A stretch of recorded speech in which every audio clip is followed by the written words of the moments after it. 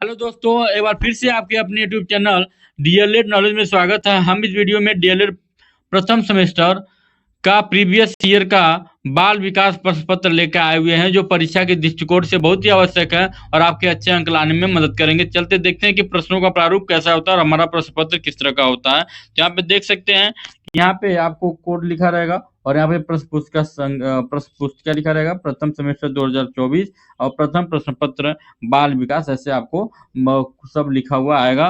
पूर्णांक रहेगा 50 का और समय 2 घंटा रहेगा। यहाँ पे कुछ निर्देश भी दिया रहेगा, निर्देश आप पढ़ सकते हैं और पढ़ जरूर लें इसको। ये सभी प्रश्न अनिवार्य है, प्रत्येक प्रश्न के अंक उनके सामने दिए रहते हैं। इस प्रश्न पत्र में 3 प्रकार के प्रश्न हैं, वस्तुनिष्ठ प्रश्न और अति लघु उत्तरीय प्रश्न और लघु उत्तरीय प्रश्न, जिसको अति लघु उत्तरीय प्रश्नों को 30 शब्दों में लिखना होता है, लघु उत्तरीय प्रश्नों को 50 शब्दों में लिखना होता है। हमारे जो ऑप्शनल क्वेश्चन होते हैं, वस्तुनिष्ठ प्रश्न होते हैं, उनकी संख्या 15 होती है। कितनी होती है? 15 क्वेश्चनों को हमें जवाब देना होता है। तो ये क्वेश्चन हमारे इस तरह है, टीएटी व्यक्ति परीक्षा का निर्माण किसने किया था? और दूसरा, केंद्रीय प्रवृत्ति का माप नहीं है। केंद्रीय प्रवृत्ति का माप क्या नहीं है? अगला है कि संवेग का प्रकार नहीं है। इस तरह के क्वेश्चन आते हैं आपके,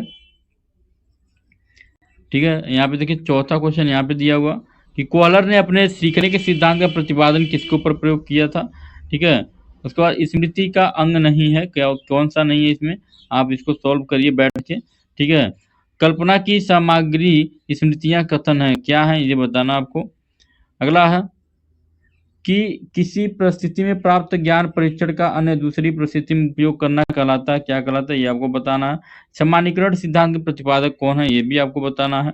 आगे बढ़ते हैं, बहुलक के लिए संकेताक्षर का प्रयोग होता है, क्या होता है ये बताना आपको। रूढ़ता स्याही धब्बा परीक्षण में कुल कार्ड संख्या कितने होते हैं, ये बताना आपको, ठीक है। आगे बढ़ते हैं कि धारण का संबंध निम्न में से किससे है, ये बताना है। व्यक्तिगत परीक्षण का आत्मनिष्ठ विधि क्या है? निम्न में से गेस्टोलोन सिद्धांत क्या है? जो प्रेरक सीखे जाते हैं उसे क्या कहते हैं, ये बताना होता है। हमारा जो क्वेश्चन एक और बचा है कि प्रेरणा का तात्पर्य है सजीव प्रयास, ये कथन किसका, ये बताना है, ठीक है। अब इसके बाद हमारा शुरू हो जाता है अति लघु उत्तरीय प्रश्न, जिनको आपको 30 शब्दों में कम से कम लिखना होता है।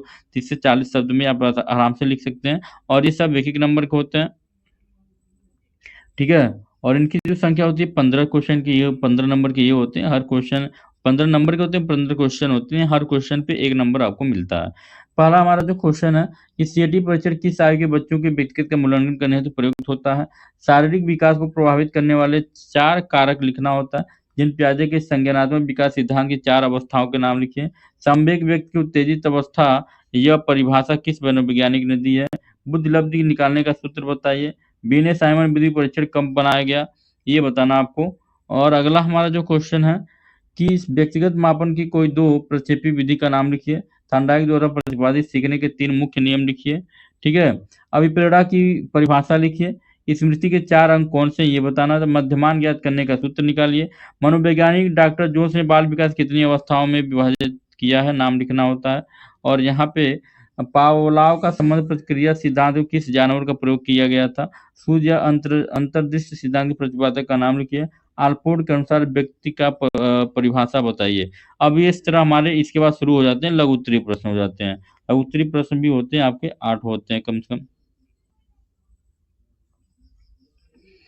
ये देखिएगा, ये संख्या भी हम लोग इसको बताते हैं कितने क्वेश्चन होते हैं। ये सामने क्वेश्चन हमारे हैं, चलिए चलते क्वेश्चन की तरफ।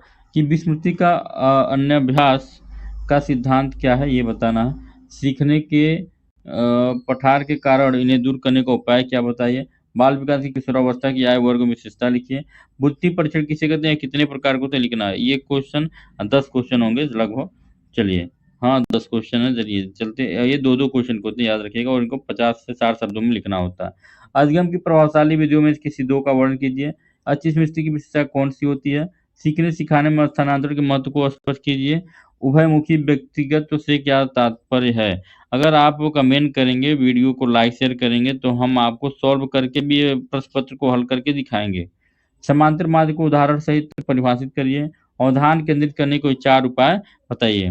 इस तरह हमारे प्रश्न पत्रों का स्वरूप रहेगा 2025 में भी, और ये प्रीवियस ईयर क्वेश्चन पेपर था, क्वेश्चन रिपीट भी हो सकता है।